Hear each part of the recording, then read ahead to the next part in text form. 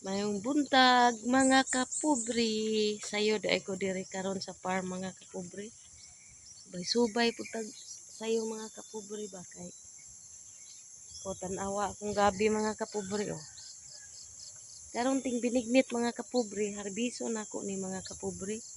Tapol ni siya nga gabi mga kapobre oh.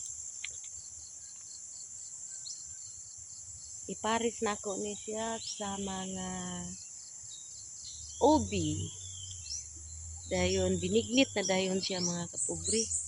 Iandam ni siya mga kapobre para ting binignit. Mahal kay ni siya mga kapobre kay 60 baya ang kilo ingon ani nga tapol mga kapobre.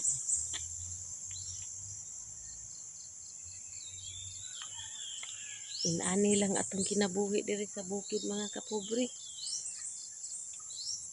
Kugira ang gikinahanglan mga kapobre hanggang dito lang muna ako, maayong buntag sa tanan.